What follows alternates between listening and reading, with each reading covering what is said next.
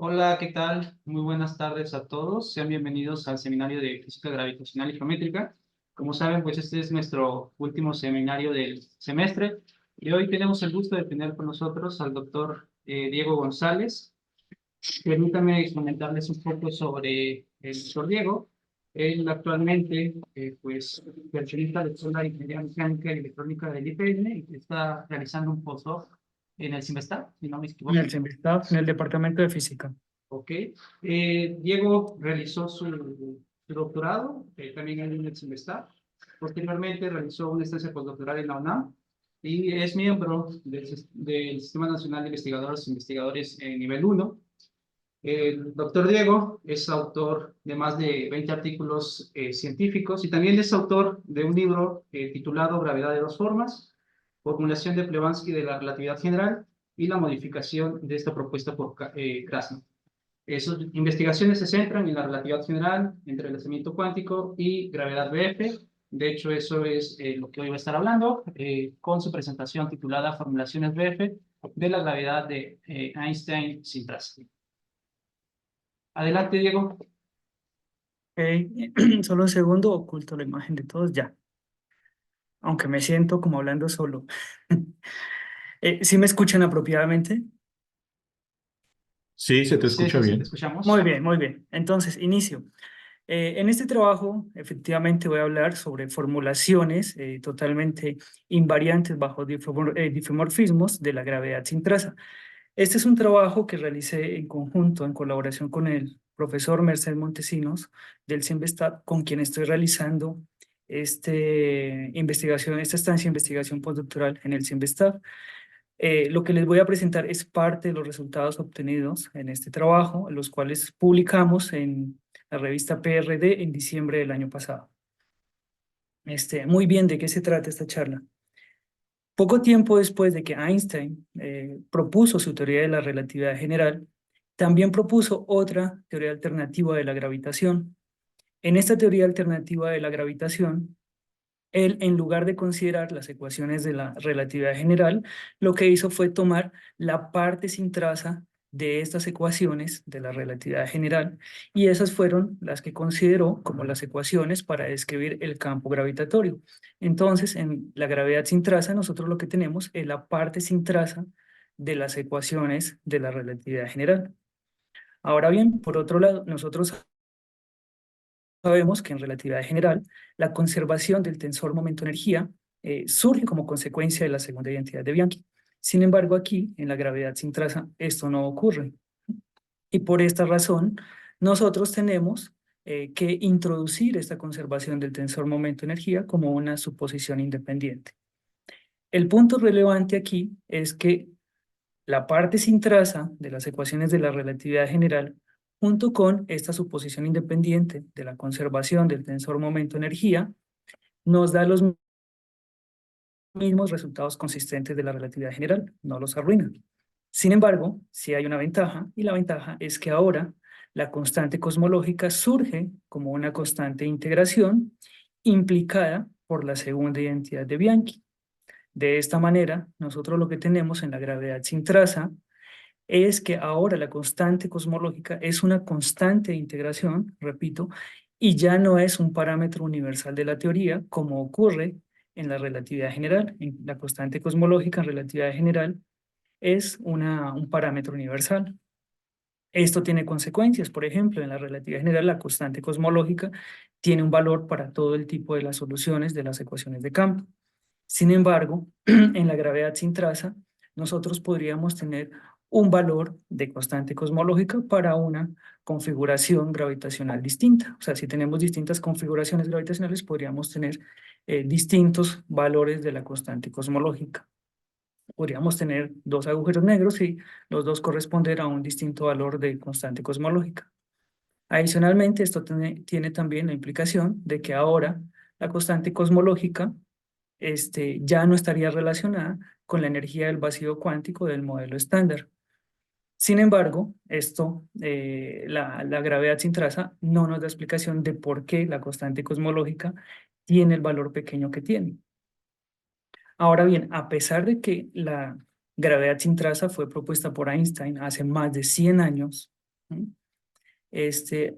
No existe actualmente un principio de acción que nos lleve a las ecuaciones de la gravedad sin traza, o sea, que nos produzca la parte sin traza de la relatividad general y que sea totalmente invariante bajo difeomorfismos.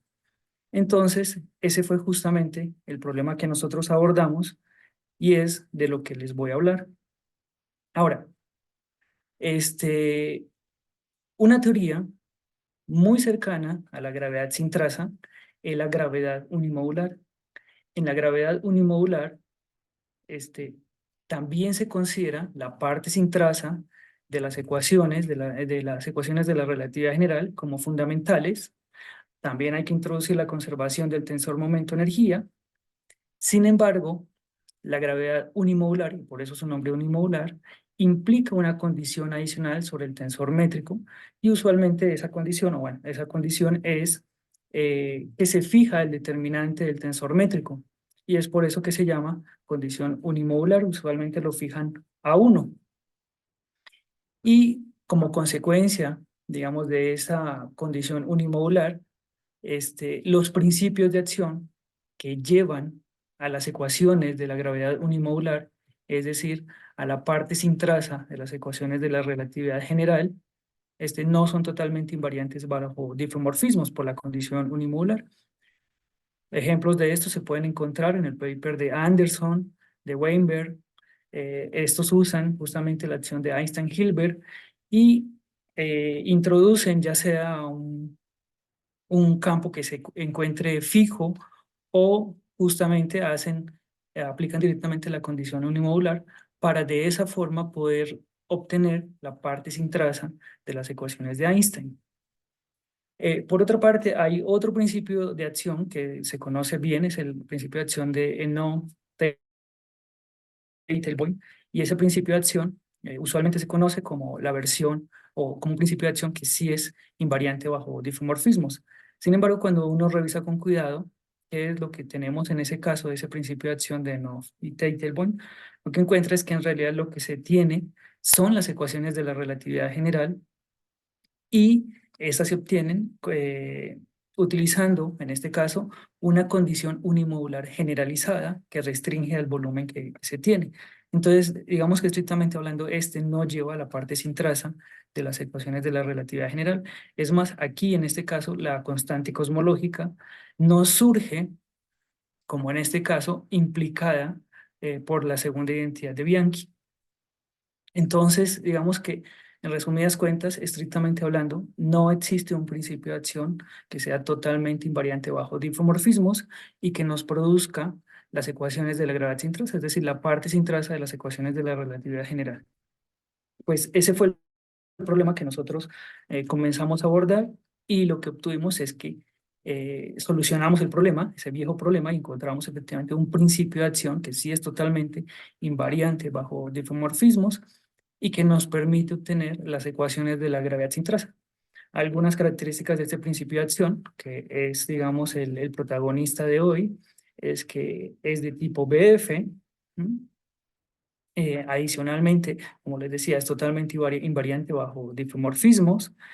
Y aquí, por ningún lado, nosotros involucramos algún tipo de condición unimodular de ninguna manera, ni tampoco metemos campos no dinámicos, como es otra forma en las que obtienen las condiciones unimodulares. Es más, recientemente, el año pasado, publicaron, o se publicó, no ellos, publicaron un trabajo en donde se obtiene una versión o una formulación BF de la gravedad unimodular utilizando la formulación de Plebanski, y ahí lo que se hace es dejar una cuatroforma, un multiplicador de Lagrange fijo, se mete un campo no dinámico.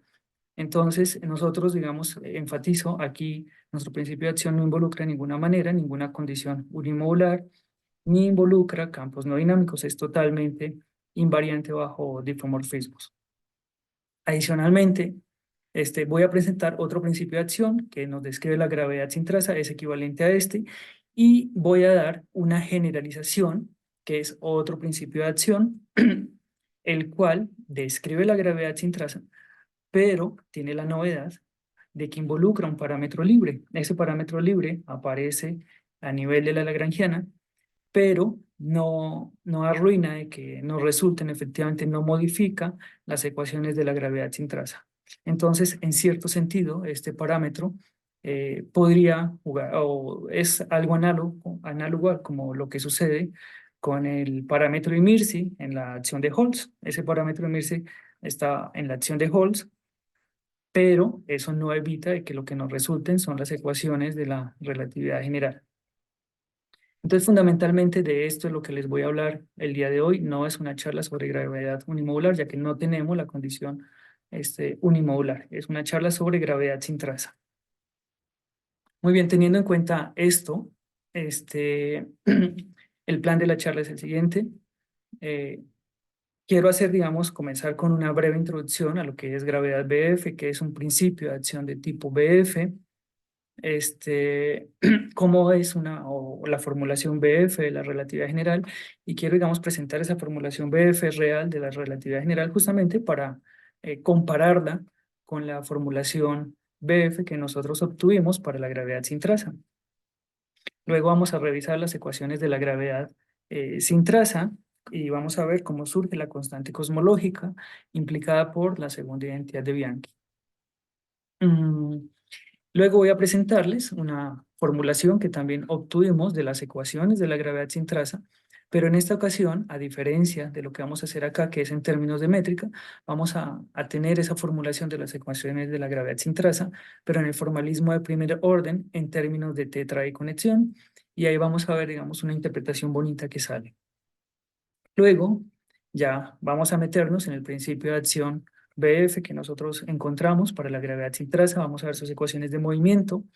Este principio de acción no solamente involucra la gravedad sin traza, sino vamos a ver de que tiene un segundo sector gravitacional que corresponde a relatividad general.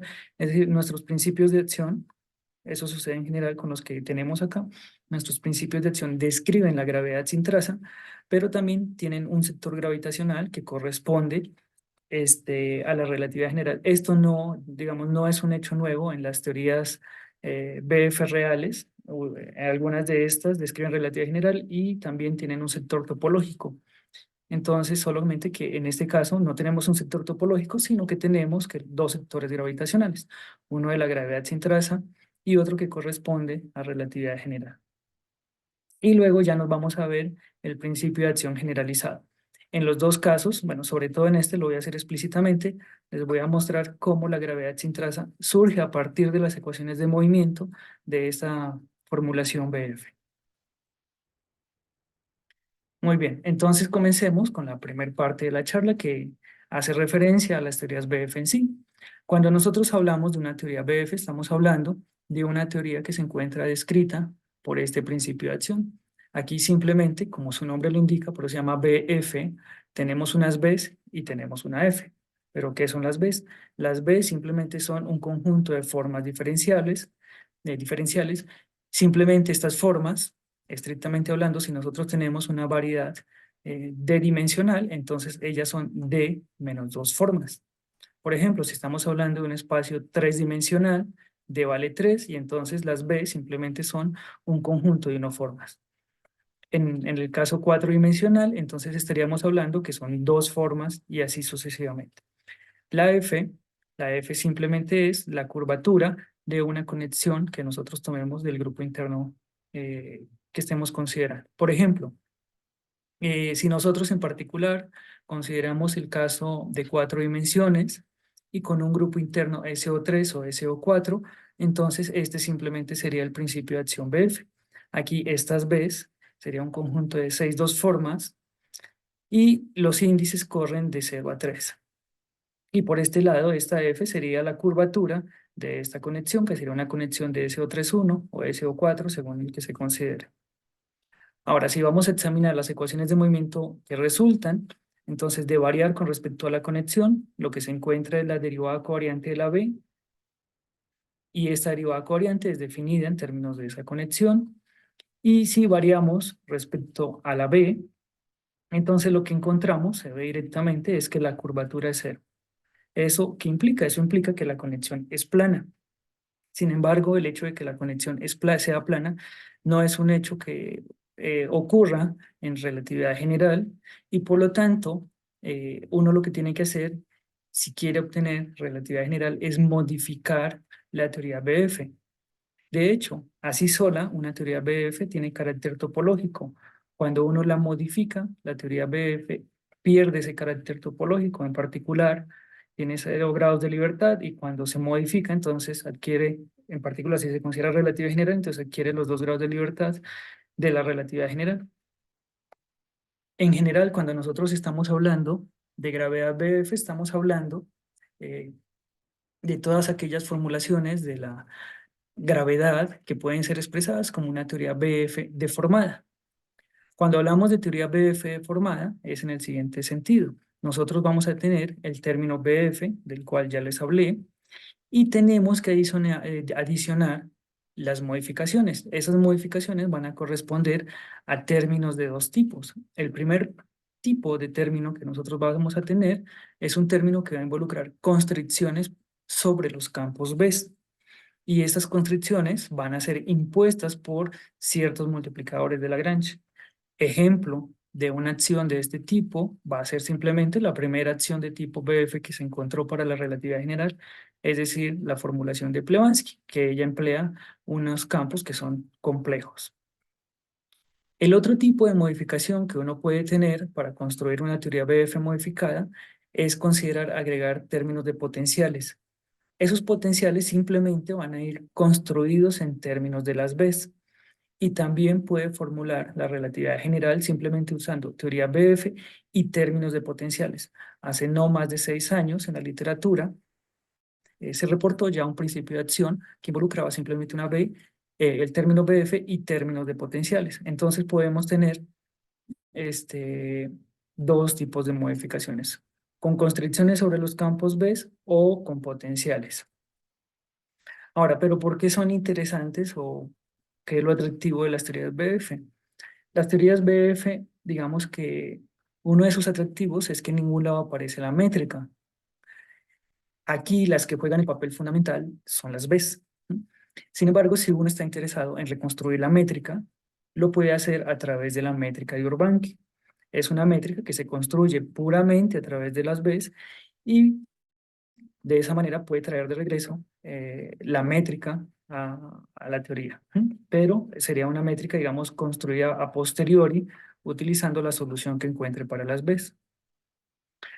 Otro de los atractivos de las teorías BF es que ellas resultan que son adecuadas para implementar el programa de modelo de espuma de espines, el cual se fundamenta en la integración vía path integral justamente de estas formulaciones BF. De hecho, justamente la formulación de Blavatsky es el punto de arranque de este tipo de enfoque de principio de cuantización. Entonces, las teorías BF resultan adecuadas para este enfoque de cuantización. Muy bien, entonces, vamos a revisar algunos de los principios de acción para la relatividad general. Aquí tenemos las ecuaciones de Einstein para la relatividad general. Comienzo describiendo un poco la notación. Este es el escalar el tensor de Ricci. Luego tengo acá, que no tiene índices, el escalar de curvatura, el tensor métrico y el tensor energía-momento, el TEM1. Adicionalmente tenemos aquí la constante cosmológica, que en este caso la constante cosmológica de la relatividad general es un parámetro universal de la teoría. Y simplemente esta ecuación nos dice cómo, digamos, la geometría del espacio-tiempo reacciona o se ve influenciada, perdón, por el contenido de materia-energía por el contenido de materia-energía.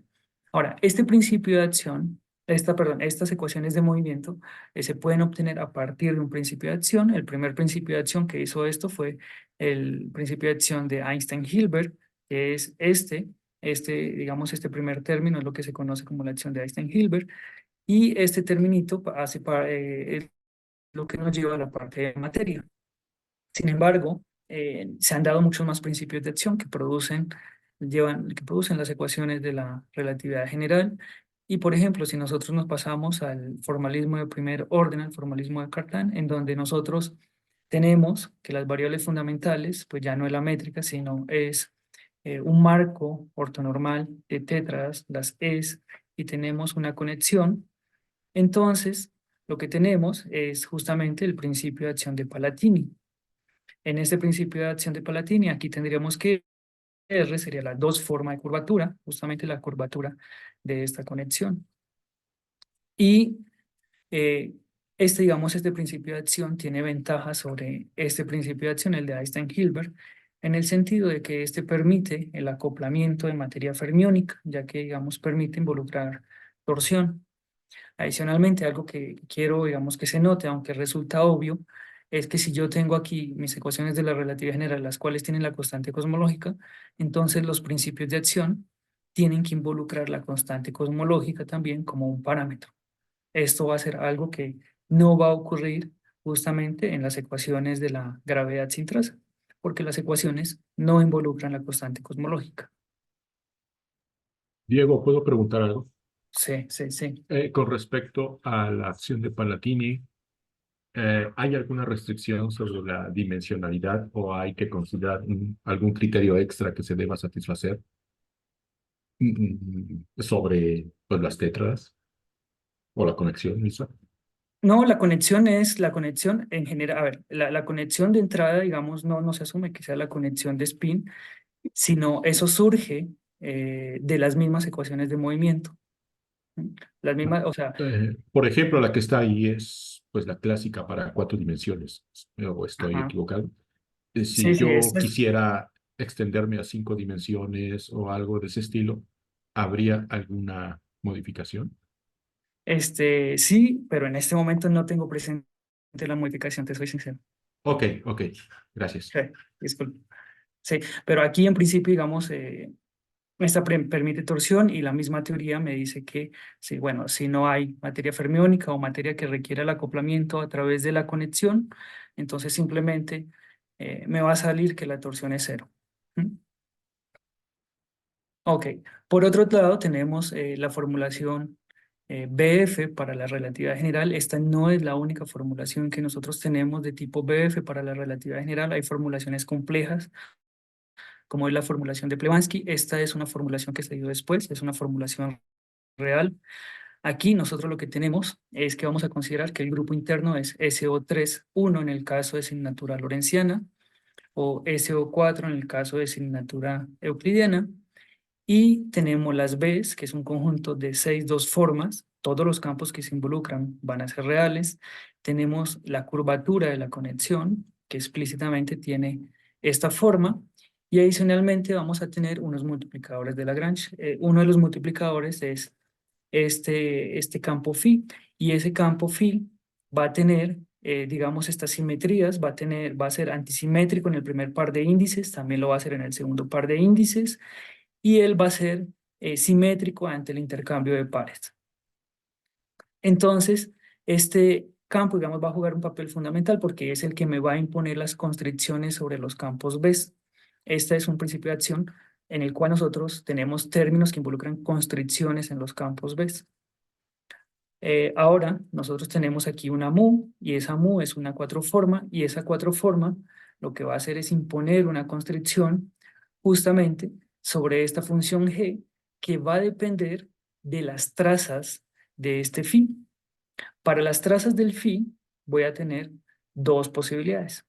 Entonces, una posibilidad es esta sería la traza. Aquí los índices son subidos con la métrica de Minkowski, en donde sigma puede tomar valor de más menos 1. Es -1 en el caso lorentziano, +1 en el caso euclidiano.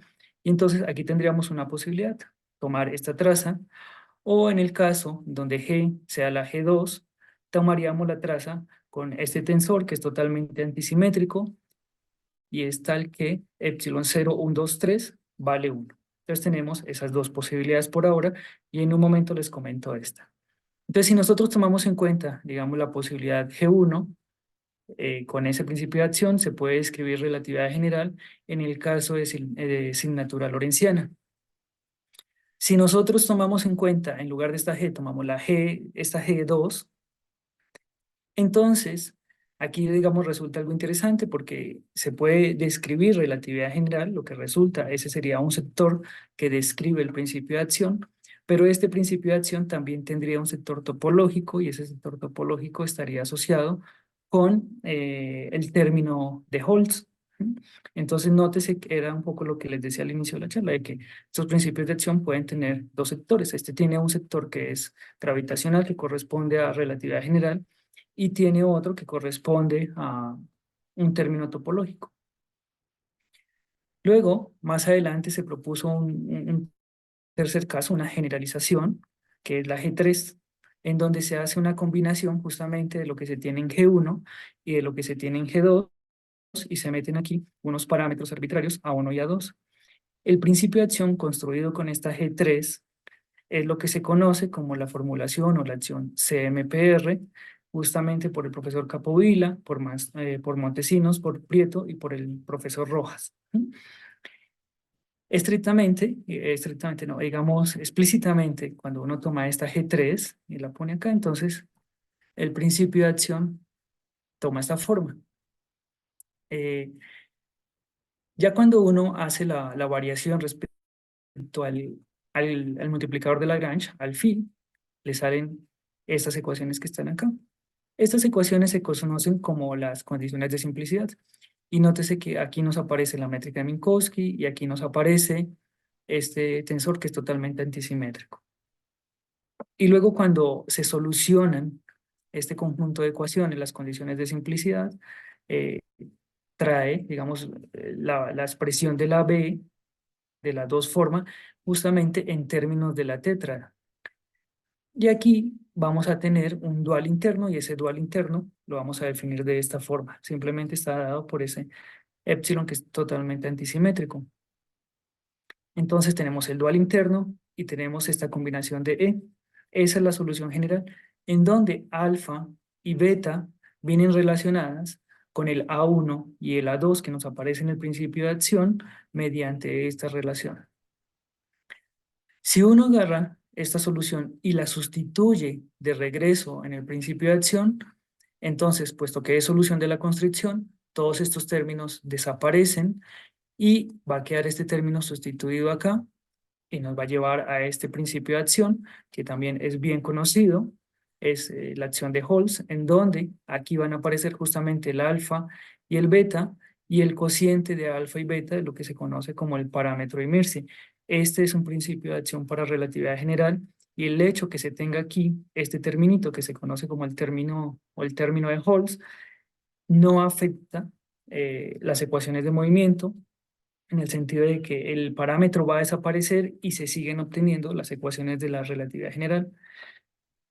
Este parámetro de Mircea, entonces, digamos que a nivel clásico no juega un papel relevante porque al final de cuentas, si aparece en el principio de acción, no me afecta las ecuaciones de movimiento, pero resulta que en la gravedad cuántica de lazos se ha encontrado que ese parámetro de Mircea sí juega un papel relevante. Entonces, digamos que esto sería por el lado de formulaciones BF de la relatividad general, y nuestro principio de acción va a ser, digamos, va a tener una dependencia en las variables diferente a lo que nosotros vemos acá. El caso de la gravedad sin traza. Ahora sí vamos propiamente a las ecuaciones de la gravedad sin traza, y lo que quiero mostrar es cómo, digamos, cómo emergen. Entonces vamos a iniciar con las ecuaciones de la relatividad general, y lo que quiero hacer es de estas ecuaciones eliminar la constante cosmológica. Para eso simplemente multiplico por el inverso de la métrica toda la ecuación. Aquí ya lo distribuí. Este término simplemente es el escalar de curvatura. De este nos sale un 4, de este nos sale un 4, y este término de acá simplemente lo vamos a llamar T, esa traza del tensor momento-energía. Entonces de aquí es directo ya despejar la constante cosmológica y lo que uno obtiene es esta expresión. Esta expresión la puede sustituir aquí, de regreso en las ecuaciones de la relatividad general, entonces la constante cosmológica simplemente va a desaparecer y vamos a obtener estas ecuaciones. Estas ecuaciones son las ecuaciones de la gravedad sin traza. ¿Y por qué se llaman sin traza? Porque justamente no tienen traza. Si yo tomo la traza de esta ecuación, contraigo otra vez con este g, entonces aquí me queda el escalar, y aquí esta me saca un 4, y esto me da 0. Igualmente de este lado, entonces simplemente va a tener 0 igual a 0. Y estas son las ecuaciones de la gravedad sin traza. Ahora lo que quiero es justamente mostrar cómo emerge la constante cosmológica de estas ecuaciones de la gravedad sin traza, como una constante de integración. Entonces, primero que todo, nosotros tenemos esta identidad geométrica que es consecuencia de la segunda identidad de Bianchi. Es una identidad geométrica, siempre la tenemos. Y por otro lado, tenemos la conservación del tensor momento-energía, que en este caso tiene que ser introducida como una suposición independiente, no surge del formalismo. Entonces, vamos a suponer que tenemos la conservación del tensor momento-energía. Ahora nosotros vamos a calcular la derivada covariante de las ecuaciones de la gravedad sin traza, y cuando uno calcula esa derivada covariante y emplea justamente la identidad trigonométrica, perdón, la identidad geométrica, y emplea la conservación del tensor momento-energía, lo que obtiene es esta expresión. Esta expresión me va a implicar que ese término que está en paréntesis va a ser igual a una constante de integración. Esa constante de integración, aquí la vamos a escribir en particular de esta manera, va a ser identificada como la constante cosmológica. Es decir, de esta forma lo que estamos viendo es que la constante cosmológica aparece ahora implicada por el mismo formalismo. O sea, una vez nosotros tenemos las ecuaciones de la gravedad sin traza y nosotros consideramos la suposición de la conservación del tensor momento-energía, la constante cosmológica ahora emerge como una constante de integración. Esto es distinto, enfatizo, a lo que sucede en relatividad general, donde es simplemente un parámetro de la teoría. Ahora, si yo despejo T de aquí,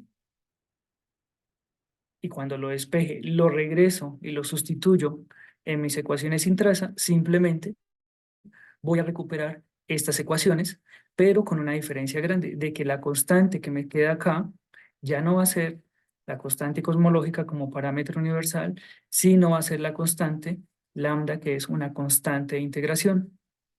Y digamos, sería lo que nosotros tenemos en gravedad sin traza. Ahora, digamos, para resumir un poco el panorama de lo que hay, tendríamos la relatividad general. Tenemos aquí las ecuaciones de Einstein de la relatividad general. Aquí lambda es un parámetro universal. Las lagrangianas que me generan estas ecuaciones incluyen a lambda, y adicionalmente son naturalmente invariantes bajo diffeomorfismos. Ahora tenemos la gravedad sin traza. Estas serían las ecuaciones que son la parte sin traza de estas ecuaciones. Y aquí la constante cosmológica no aparece, digamos, se construye implicada por la segunda identidad de Bianchi, y esa constante cosmológica es una constante de integración. Como lo que se quiere con una lagrangiana es que me genere estas ecuaciones, entonces esa lagrangiana no va a incluir a la constante lambda de ninguna manera, y como no estamos poniendo ningún tipo de condición extra, entonces nuestro principio de acción también tiene que ser invariante bajo diffeomorfismos. Ahora, por completez, pongo también la gravedad unimodular, que tiene esas mismas ecuaciones, la parte sin traza, pero adicionalmente implica o involucra la condición unimodular, que simplemente me dice que el determinante lo considera fijo, ¿sí? O en otras palabras, esta cantidad es una densidad fija. En este caso, entonces, lo que tenemos es una constante cosmológica que también va a surgir como una constante de integración. Nuevamente, la lagrangiana no incluye la constante cosmológica, no aparece en el formalismo, pero debido a la condición unimodular, entonces las lagrangianas que me generan estas ecuaciones no son totalmente invariantes bajo diffeomorfismos, sino son solamente invariantes bajo diffeomorfismos que preservan el volumen. Y ese sería el panorama en general, y nosotros lo que tenemos, nos enfocamos es en la gravedad sin traza, ¿sí? En donde queremos tener lagrangianas o principios de acción que sean totalmente invariantes bajo diffeomorfismos y que nos generen estas ecuaciones de movimiento. Ahora, quiero presentarles una formulación de las ecuaciones de la gravedad sin traza, pero en el formalismo de primer orden, en donde las variables fundamentales son un conjunto ortonormal de tétradas, que son las E's, y en donde tenemos una conexión, la cual asumimos que es la conexión de spin.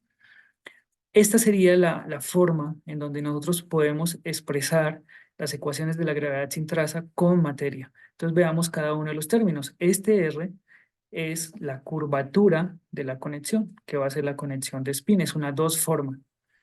El T va a ser también una dos forma, pero esa es una dos forma que va a involucrar justamente a las componentes del tensor momento-energía. Y luego noten que aquí vamos a tener un asterisco y una estrellita. Este asterisco es el dual interno, y el dual interno, por ejemplo, aplicado sobre las dos formas de curvatura, simplemente me va a poner un épsilon, y si yo expando mi curvatura en esa base ortonormal de tétradas, es decir, la escribo de esta forma, entonces simplemente lo que tengo es la estrella aquí aplicada en el lado izquierdo, es decir, actuando en estos dos primeros índices. Luego, el dual de Hodge es un mapeo que en este caso, que es cuatridimensional, lo que hace es que me envía dos formas en dos formas. Explícitamente, esa estrella aplicada, digamos, en la curvatura, ya escrita en términos de componentes, o expandida en la base, perdón, toma esta forma en donde me aparece aquí el epsilon contrayendo estos índices de acá, los segundos. Es decir, en términos del dual interno, aquí estaríamos hablando de que este término corresponde a tener el dual al lado derecho.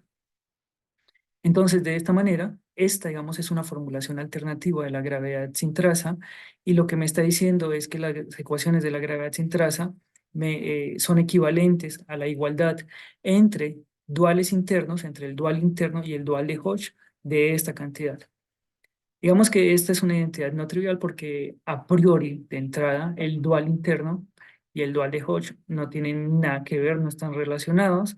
Sin embargo, lo que me dice es que para que me surjan las ecuaciones de la gravedad sin traza, el dual interno y el dual de Hodge son iguales. Diego, Para aterrizar, sí, pero sí. nada más para entender un poquito mejor esta parte.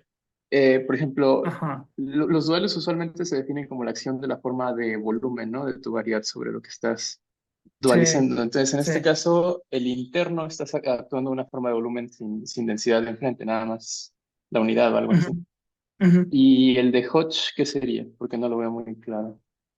A ver, o sea, es que a ver, el dual interno simplemente Ajá, es tomar este que está aquí.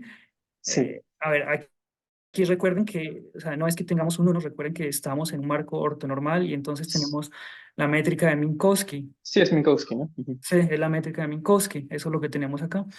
Mientras que el dual de Hodge es algo distinto porque, por ejemplo, si yo tengo, bueno, en este caso particular que es cuatridimensional, si yo tengo una dos forma, entonces me hace un mapeo a otra dos forma. ¿Mm? Es el mapeo. Entonces son dos objetos que tienen, digamos, son, repito, totalmente distintos.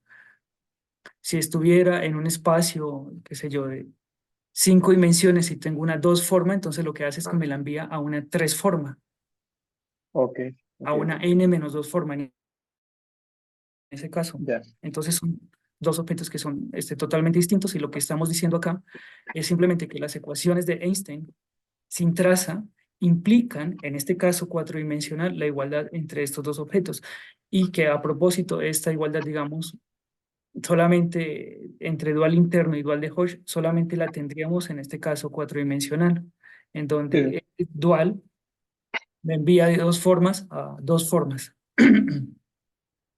vale, gracias. Sí. Muy bien, para ver un poco más explícito esto, consideremos el caso sin materia. ¿Mm?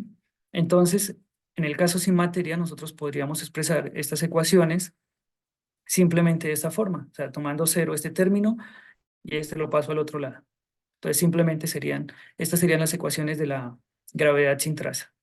Ahora, para verlo explícitamente, les decía que este corresponde a tener el dual izquierdo y este corresponde a tener el dual derecho. Ahora, si yo aplico en esta ecuación otro dual por este lado derecho, Entonces, a toda la ecuación, entonces aquí me va a quedar un dual un dual al lado derecho y uno al izquierdo, y aquí del doble dual me va a salir un sigma, que es este sigma va a tener un valor de +1 o -1, -1 en el caso lorentziano y +1 en el caso euclidiano. Estas también son equivalentes, simplemente es otra forma de escribir esto, es también equivalente a las ecuaciones de la gravedad sin traza en ausencia de materia. Para ver que realmente son equivalentes, todo lo que tenemos que hacer es escribir de forma explícita este lado. Simplemente recuerden que este dual interno, estos dos duales internos involucran epsilon, y todo lo que tengo que hacer es desarrollar esos epsilon. Y cuando uno los desarrolla y usa, porque estamos trabajando con la conexión de spins, en donde no hay torsión, tenemos la primera identidad de Bianchi que nos va a implicar simetría a pares en este R. Entonces, tomando en cuenta eso, simplemente la expansión, después de haber desarrollado el producto de los dos epsilon de este término, nos va a llevar a esta ecuación. En donde aquí me aparece justamente, nótese, este término que es el mismo que está acá. Entonces, una vez sustituimos esta expresión, aquí lo que nos van a quedar son justamente este término y este término. Nótese que aquí ya se formaron la parte sin traza del tensor de Einstein.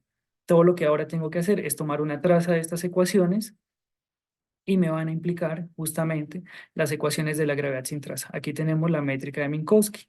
Si me quiero regresar, bueno, el regreso es evidente.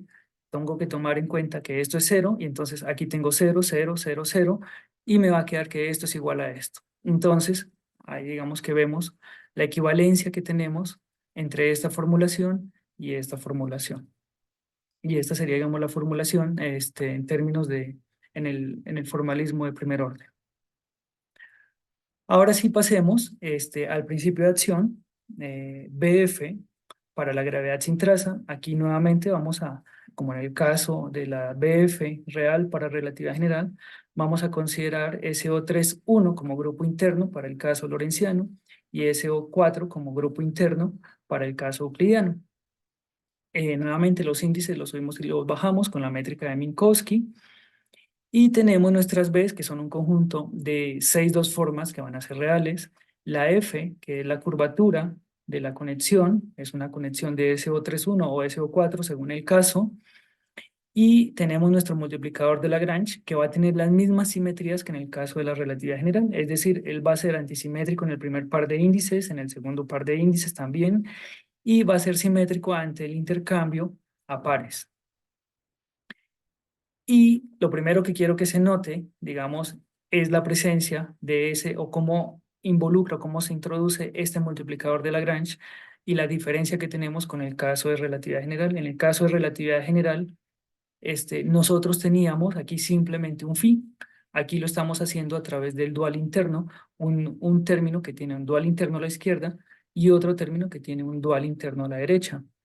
Y esta, digamos, es la característica fundamental que tiene este principio de acción, y es lo que nos permite que ahora no tengamos relatividad general en esta teoría o en esta formulación, sino que tengamos ahora es gravedad sin traza. Vamos a ver en un momento por qué, digamos, ocurre esto.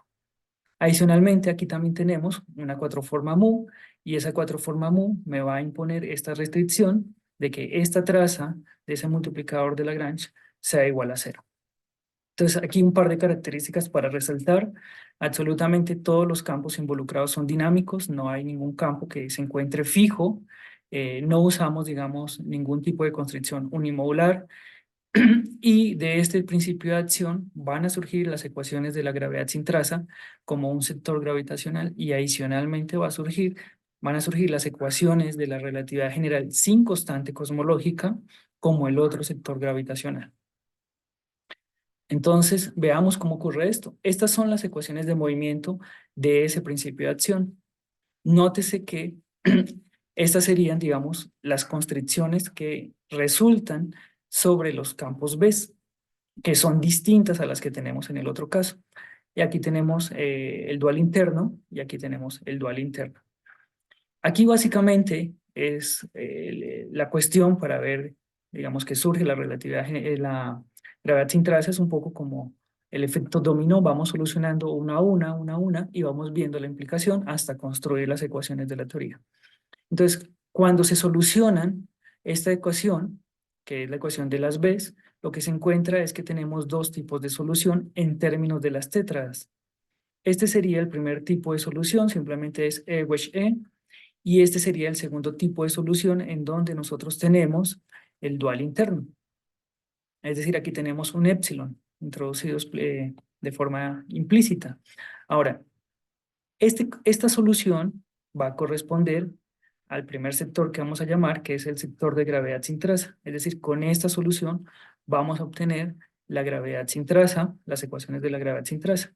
Mientras que con este segundo sector de solución, nosotros vamos a tener la ecuación o la ecuación de relatividad general en el caso de ausencia de constante cosmológica.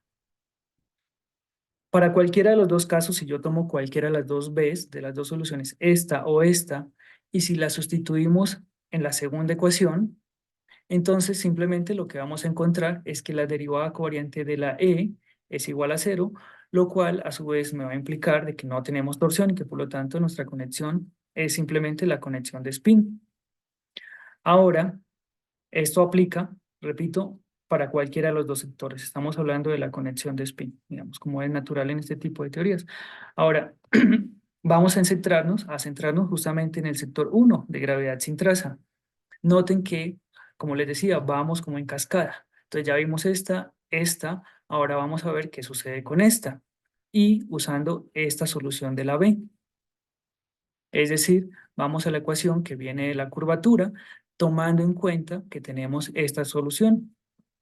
Entonces, sustituyendo esa solución acá y expandiendo la curvatura en la base, simplemente esta ecuación nos va a implicar esta expresión, y aquí este R va a ser el tensor de Riemann. Va a aparecer en términos de mi multiplicador de Lagrange. Ahora, esta relación justamente combinada con la primera identidad de Bianchi, no es difícil, bueno, sí, algunos cálculos hay que hacer, demostrar que este tensor de Riemann nos va a llevar a este tensor de Ricci, simplemente haciendo la contracción y usando justamente la identidad de Bianchi, y nos vamos a dar cuenta que el tensor de Ricci es proporcional a la métrica de Minkowski. Y vamos a tener aquí justamente la traza de ese multiplicador de Lagrange. Ahora, si nosotros eliminamos, trazando esta ecuación, eliminamos la traza, entonces, y la regresamos a la misma ecuación, justamente lo que vamos a encontrar son las ecuaciones, perdón, de la gravedad sin traza, en donde vamos a tener F, que es el escalar de curvatura, dado justamente por esta expresión, involucrando la traza de ese multiplicador de Lagrange, pero es la traza que tiene el asterisco, es decir, trazado esto con el tensor épsilon, totalmente antisimétrico, y de esta forma se ve explícitamente que surgen las ecuaciones de la gravedad sin traza. Ahora me podrían preguntar, bueno, había otra ecuación, esta. Muy bien, pues tenemos que la primer identidad de Bianchi justamente me va a implicar esta condición, que la traza tomada de esta forma de ese phi es igual a 0. Y es justamente esa expresión es igual a la ecuación de movimiento que nos faltaba por considerar. En otras palabras, esa ecuación de movimiento no me va a afectar esta escalar de curvatura y simplemente se traslapa con esto que implica la primera identidad de Bianchi. Entonces, de esta forma, tenemos simplemente las ecuaciones de la gravedad sin traza. Ahora, me gustaría mostrarles cómo en este formalismo de dos formas de Bs, nosotros podemos otra vez extraer la constante cosmológica como una constante de integración, es decir, a partir de estas ecuaciones. Muy bien, eso es lo que les voy a mostrar. Entonces, tenemos esta ecuación de movimiento y cuando tomamos la derivada covariante de esta ecuación de movimiento, encontramos esta expresión. En esta expresión vamos a tener aquí dos elementos fundamentales. El primero es que debido a la segunda identidad de Bianchi, este término simplemente es igual a 0. Adicionalmente tenemos esta otra ecuación de movimiento que me dice que la derivada covariante de la B es igual a 0. Por lo tanto, este término se cancela, este término se cancela, lo único que me queda es este término. Después de que tenemos este término y empleamos la solución de las veces después de algunas manipulaciones, nos vamos a encontrar que eso va a implicar justamente este diferencial de la traza que involucra el dual interno igualada a cero. Pero nosotros recordemos de aquí quién es el escalar de curvatura. El escalar de curvatura justamente implica este término.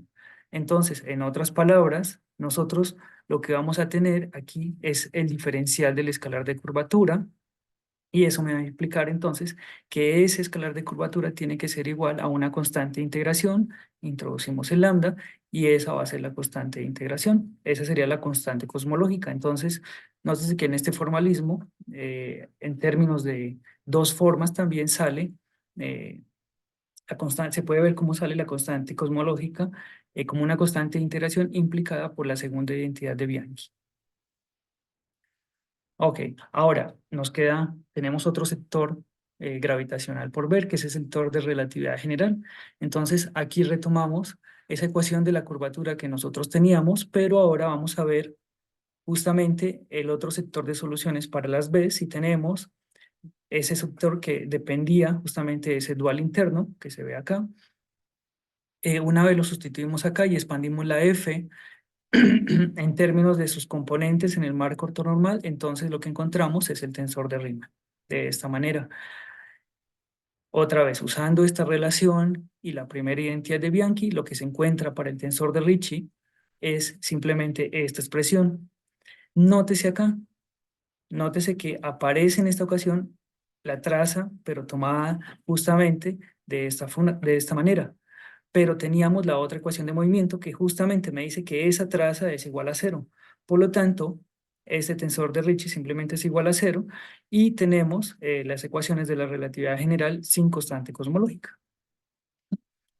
Entonces, de esa forma, tenemos justamente que nuestro principio de acción, este principio de acción, nos va a involucrar dos sectores, un sector que corresponde a la gravedad sin traza y otro sector que va a corresponder a la relatividad general sin constante cosmológica. Ahora bien, noten que la dependencia de este principio de acción, aquí tenemos dual izquierdo y aquí tenemos el dual a la derecha. Encontramos otro principio de acción para la gravedad sin traza con una dependencia funcional distinta. Este principio de acción es también de tipo de BF, pero la forma en la cual se involucra el multiplicador de Lagrange es distinto. Noten que aquí aparece directamente el multiplicador de Lagrange, pero tenemos este término el cual involucra en el mismo multiplicador el dual a la izquierda y el dual a la derecha. Y aquí también cambia la constricción que impone el mu. Explícitamente este término que se encuentra con dual a la izquierda y dual a la derecha tiene esta forma. Entonces, después de que uno analiza las ecuaciones de movimiento, lo que se encuentra es que nuevamente este principio de acción tiene dos sectores gravitacionales. Un sector va a corresponder a la gravedad sin traza, es decir, a estas ecuaciones, en ausencia de materia, en donde el escalar de curvatura se relaciona con el multiplicador de Lagrange de esta manera. Mientras que el otro sector gravitacional corresponde a relatividad general sin constante cosmológica. De esta manera, este sería, digamos, otro principio de acción equivalente que nos genera la gravedad de Einstein sin traza. Ahora, la generalización. Nosotros teníamos este principio de acción que fue el que inicialmente les mostré para la gravedad sin traza, el que tiene dual izquierda y tiene dual derecha. Y nosotros lo generalizamos de la siguiente forma. Consideramos este principio de acción en donde ahora van a aparecer como términos nuevos los términos que resalté en rojo. Estos términos. En donde aquí va a aparecer gamma, aparece gamma y gamma. Ese va a ser un parámetro real, en general arbitrario hasta este momento. En el momento que uno hace gamma igual a 0, entonces justamente desaparecen los términos y nuestro principio de acción colapsa a en donde tenemos los dos sectores.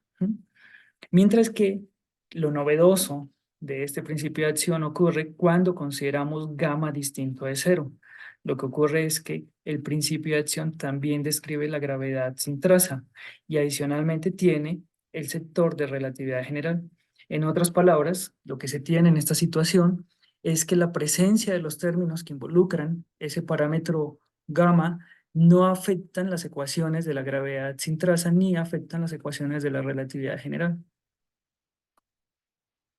En este caso, para este principio de acción, después de haber solucionado las B's, lo que uno encuentra para la solución de las B's es esta forma. Nótese que aquí aparece gamma y aquí aparece gamma. Entonces aquí tenemos dos sectores de soluciones para las B's en términos de las tetras. Este sería el primer sector, el que corresponde a gravedad sin traza, y aquí tendríamos el segundo sector, el que corresponde a relatividad general.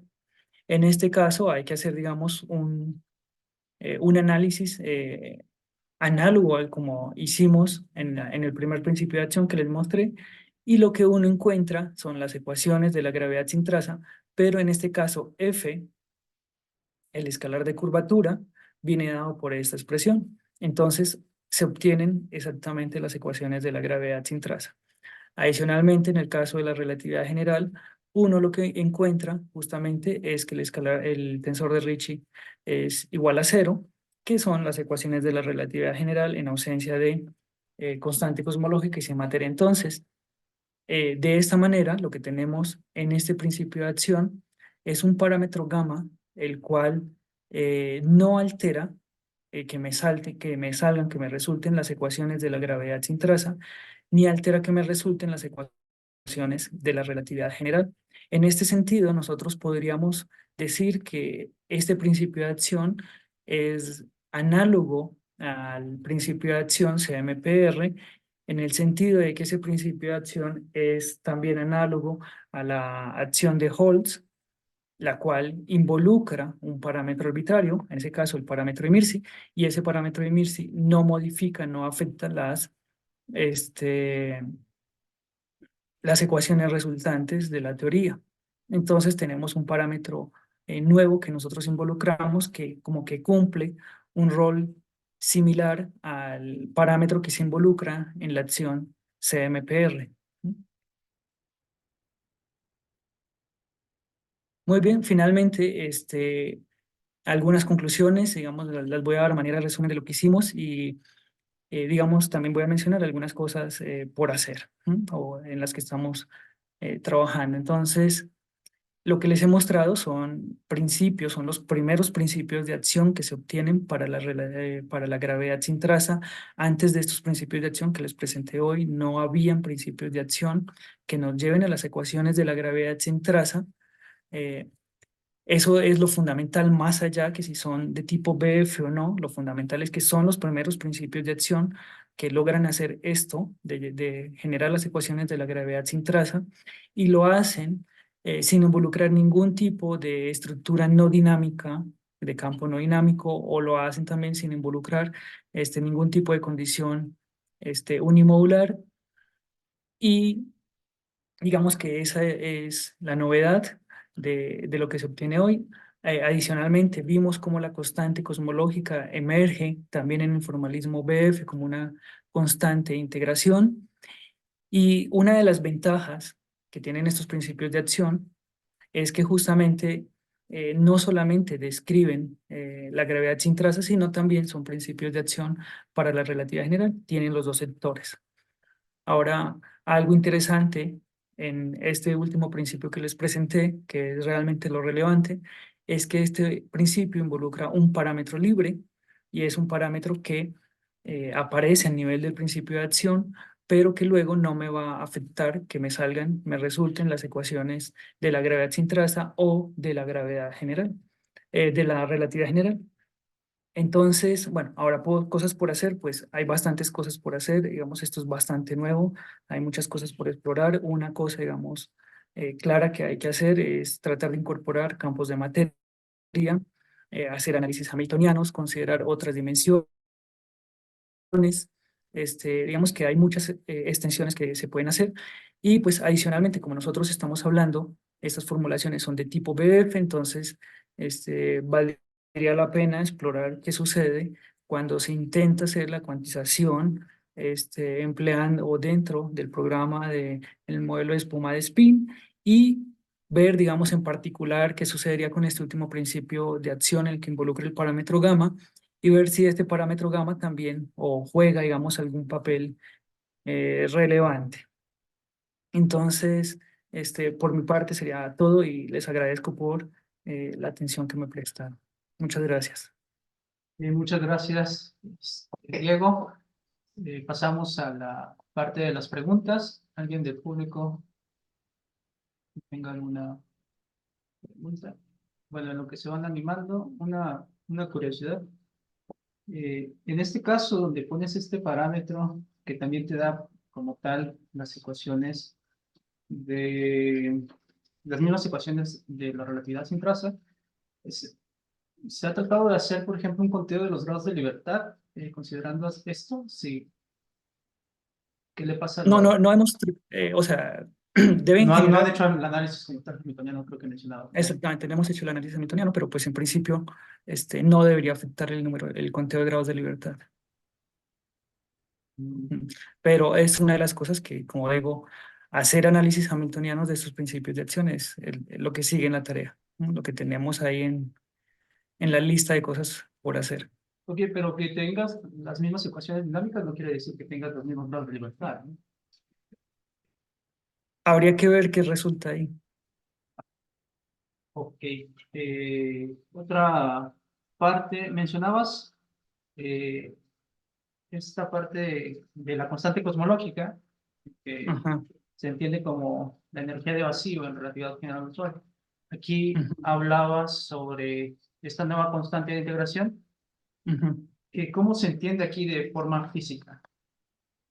De forma física, simplemente, a ver, en relatividad general lo que tendríamos es que esa constante cosmológica aparece en las ecuaciones de Einstein, entonces ella es un parámetro de la teoría, entonces Ajá. no importa el problema gravitacional que se esté considerando, el valor de lambda tiene que ser el mismo. Sí, sí, Aquí claro. como surge como constante de integración, entonces va a depender de las condiciones específicas que se vaya a tener en el problema. Entonces, se podrían tener, si se tienen problemas distintos, cada problema podría tener, digamos, un valor distinto de la constante cosmológica. Entonces, no tendríamos que casarnos, o no, de acuerdo con esto, como es una constante de integración, no estaría restringida a un valor universal. O sea, pierde ese carácter de parámetro universal y va a depender de las condiciones específicas del problema que se considere. Ok, ok. Eh, aquí ya veo que hay preguntas.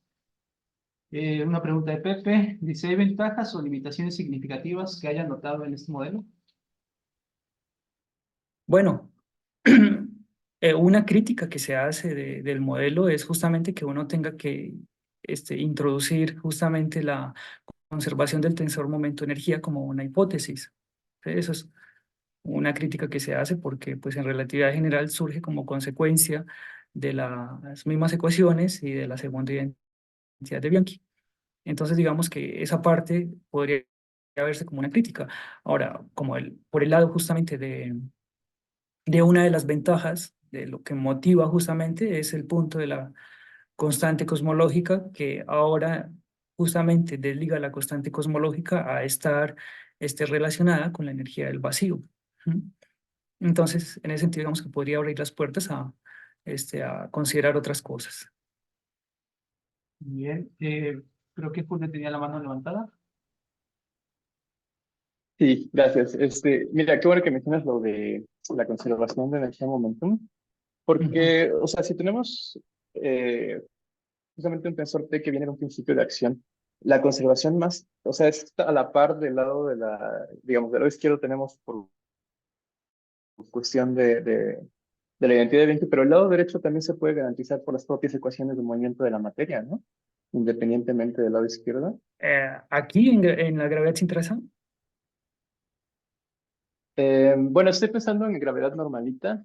am, o sea, déjame darle un segundito. Sí, ¿no? Porque, pues, a priori, bueno, es que ahí sería mi segunda duda.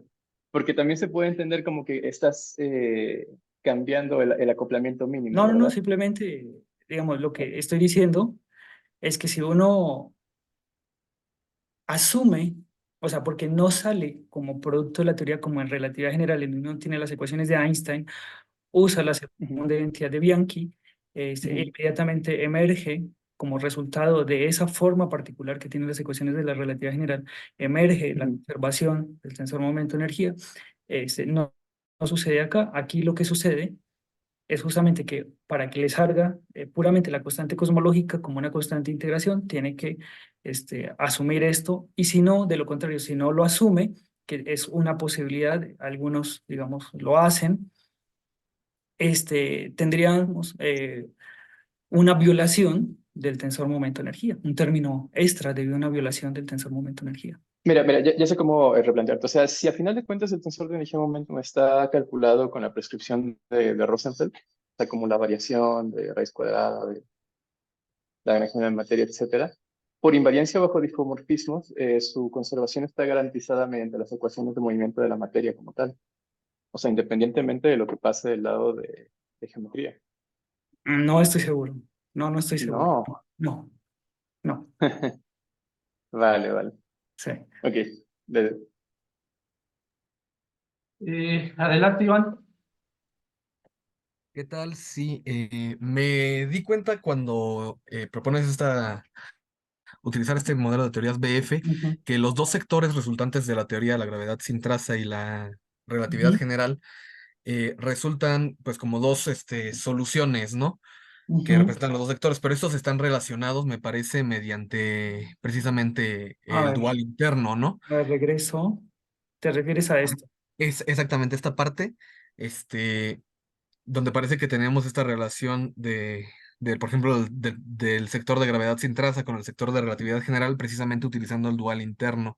Sí. Entonces, me gustaría si pudieras, hablar un poco de esta relación utilizando este dual y también si esto tiene algo que ver con la teoría de Plebanski de gravedad autodual, el trabajo que también llegó a realizar HTK, me parece. Ujú. Muy bien, ok, a ver. A ver, un momento, muevo la imagen acá. A ver, el hecho de que tenga un dual interno acá y no tiene una implicación muy grande, y es justamente que me genere sectores distintos. Nótese cuál es el punto. El punto es que en este caso de gravedad sin traza, lo que se encuentra es este es el punto clave. Se encuentra el tensor de Ricci, pero lo que resulta es que es proporcional a esta traza del multiplicador de Lagrange, el que tiene el dual. Sin embargo, cuando yo me voy con esta solución de la relatividad general, lo que resulta es ¿m? La otra traza, la que no involucra el dual interno, o sea, los cruza. ¿Cuál es el punto acá? El punto es que mientras que en el caso de la gravedad sin traza, eh, aquí me regreso, tenemos esta traza aquí, la otra ecuación de movimiento no ocasiona que este se aniquile y que sea un cero, sino simplemente se va a traslapar con esto que lo implica la primera identidad de Bianchi. Entonces ahí es donde está, digamos, el punto, la cuestión, la diferencia entre los dos casos. Mientras que en el caso de relatividad general, que nos queda esto, aquí no hay traslape. Aquí simplemente me resulta la ecuación de movimiento, tengo la ecuación de movimiento, que es la misma para los dos casos, y esa me va a implicar que esto es cero, y por lo tanto ahí es justamente el punto en donde me emerge relatividad general. Ahora, respecto al caso de Plebanski, en el caso de Plebanski, a diferencia de esta situación en donde nosotros tenemos puramente casos reales, allá lo que tenemos son que la relatividad general se describe a través de unas variables que son en general complejas. Si uno considera el caso, y el grupo no es el mismo, el grupo es SO3 complexificado en el caso euclidiano, y mientras que, perdón, en el caso lorentziano, mientras que es SO3 en el caso euclidiano. En ese caso, cuando nosotros tenemos las dos formas B's de la formulación de Plebanski y uno las soluciona y ya obtiene su solución en términos de tetras, esa solución es distinta porque esa solución lo que hace es tomar la parte autodual de esas dos formas. De modo que si uno calcula el dual de Hodge, es distinto el dual de Hodge de esas dos formas. Entonces, porque allá no tiene caso, digamos, este dual interno. Si uno toma el dual de Hodge de esas dos formas, lo que resultan son las mismas dos formas y un más o un menos. Perdón, una I o un 1, dependiendo si es autodual o antiautodual. Entonces, esa, digamos, es la gran diferencia. Allá lo que uno está tomando, aquí tenemos un dual interno, mientras que allá lo que uno tiene es un dual de Hodge. Esa sería la respuesta. Ok, gracias. Sí. Bien, tenemos aquí un comentario en el chat de Cristian. Dice, cuando se enuncian los sectores de gravedad sin traza y relatividad general, menciona la conexión de spin. ¿Puedes hablar más de esto al respecto? Claro que sí. Noten acá que tenemos una teoría BF y como lo decía, tenemos la B y tenemos la F. El resto son las constricciones. En la F, justamente, nosotros vamos a tener una conexión. A priori, esa conexión no vamos a decir si tiene curva, si tiene torsión o no.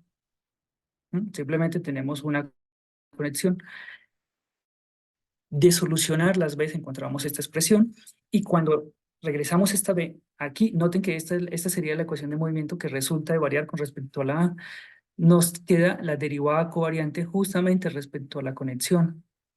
Y eso nos lleva al sustituir cualquiera de los dos sectores, ya sea gravedad sin traza o relatividad general, nos queda la derivada covariante del frame, de la tétrada. Y esto pues es automáticamente torsión cero. O sea, la misma teoría me dice que la torsión es cero, es decir, que estamos hablando de la conexión de spin, pero la teoría me dice que esa es la conexión que me surge. Ok, no sé si haya alguien más que haga alguna pregunta. Una rapidita más. Sí, adelante, Juli. ¿Nos puedes comentar rápidamente de cuáles son las dificultades de encontrar una acción métrica para este caso? Las dificultades, bueno, hemos tratado, simplemente uno la trata de hacer y no la hemos logrado. ¿Sí? O sea, la dificultad, y es por eso que han pasado tantos años, desde 1919 y tanto, y a lo sumo lo que tenemos son estos principios de acción que les comentaba, de Anderson, de Weinberg, en donde tenemos la acción de Einstein-Hilbert, módulo o complementadas con la constricción unimodular, en donde se tiene justamente que debido a la constricción unimodular, o sea, imponer esa condición sobre el determinante, ese terminito de la condición del determinante es el que hace que al final se junte y se forme solamente la parte sin traza de la ecuación. Yeah. Es ese punto. Entonces, digamos, no se ha encontrado otro mecanismo para generar las ecuaciones de la gravedad sin traza sin involucrar, digamos, ese tipo. Hay otras formulaciones, incluso hay formulaciones de tetras y conexión también para la gravedad sin traza, y algunas involucran condiciones no de tipo de fijar un determinante, sino meten alguna forma de volumen fija. Y lo que hacen es meter una cuatroforma fija. Eso, de hecho, lo que hacen, hay una formulación que les decía que es tipo Plebanski para la gravedad sin traza. Allá no hay métrica y lo que obtienen son las ecuaciones de gravedad unimodular, pero lo que hacen es fijar el multiplicador mu. Y ya. Entonces, digamos que esa es la relevancia y es un poco lo que le da valor a este trabajo, porque nosotros no estamos empleando ningún tipo de campo que sea no dinámico, porque pues metiendo un campo, simplemente tomando un campo que no sea dinámico, es decir, este principio de acción, este mismo que está acá, lo puedo convertir en un principio que me describa gravedad unimodular simplemente tomando este mu como un campo no dinámico. Y ya, él me va a describir gravedad unimodular, pero me va a tener la condición de esa mu fija. Claro. Entonces va a ser ya ahora invariante. Y este mu va a estar relacionado con el volumen. Entonces, por lo tanto, solamente va a estar, vamos a tener una acción que sea invariante bajo difeomorfismos respetando el volumen. Entonces, digamos que un poco es esa la complicación y es la novedad, que sí se logra hacer la descripción. No estoy diciendo que no se vaya a poder hacer a nivel métrico, pero por lo menos no he visto, no sé cómo se haría. Muchas gracias, Diego. Sí. Bien, tenemos aquí una pregunta de Miguel. Hola Diego, ¿qué tal? Muchas gracias por la charla. Hola, un gusto. Una pregunta tal vez un tanto ingenua. ¿Qué implicaciones podría tener el hecho de que dejes en este formalismo o permitas que la conservación de la energía no se dé? Porque, por ejemplo, gravedad unimodular, como bien mencionas, Ujú.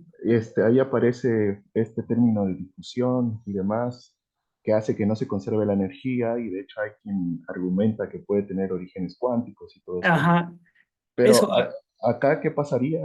¿Tendría alguna implicación? Bueno, en el caso de que no se conserve la conservación del momento de energía, bueno, yo lo primero que diría es, tendríamos que revisar nuestras bases fundamentales, ¿no? Porque pues Ujú, es un principio fuerte. Pero sin embargo, algunos efectivamente atribuyen esta no conservación de energía, a efectos cuánticos en particular. Creo que lo hacen para que surgen violaciones de la conservación de momento de energía cuando se estudia el colapso de la función de onda, ¿no? Por el ujú, lado cuántico, y se realiza un proceso de medición en ese colapso. Entonces, creo que ahí surgen procesos de violación de energía, digamos, a ese campo hasta allá no he llegado, pero por lo que entiendo tiene implicaciones cuánticas. ¿Mm? ujú. Gracias. Con gusto. Ok, veo que ya no hay alguna otra pregunta. No sé Sí, yo si... tengo una pregunta, ¿puedo? Sí, ¿Todavía? adelante, adelante. Cris. Oye, Diego, pues de antemano, gracias por tu charla, interesante. Gracias. Hace mucho tiempo que dejé de, em, pues de revisar este lenguaje, pero me surge una pregunta. ¿Has visto o conoces descripciones de este estilo en términos de formas diferenciales para lo que conocemos como objetos extendidos o superficies inmersas en espacios de mayor dimensión? ¿Hay restricciones? No las conozco. Ok, ¿Mm? ok. ¿Piensas que son factibles? Descripciones Me en más refiero, dimensiones, sí, deben ser factibles. Si es, digamos, una de las... pero me refiero a una descripción en formas diferenciales sobre una eh, superficie inmersa, no en el espacio de No fondo. lo sé realmente, no lo sé. Ok, ok. Ujú. Bueno, Sí, no, pues muchas gracias. no, con gusto.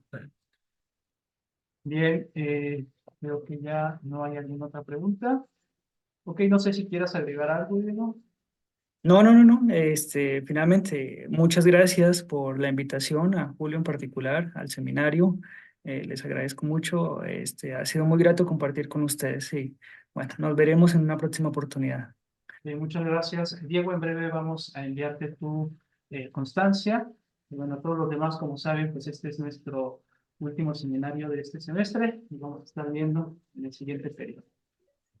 Bien, hasta Bueno, luego. hasta Chao. luego, que estén muy bien. Nos vemos. Qué gusto verte, Diego. Nos vemos. Que estén muy bien todos. Hasta luego.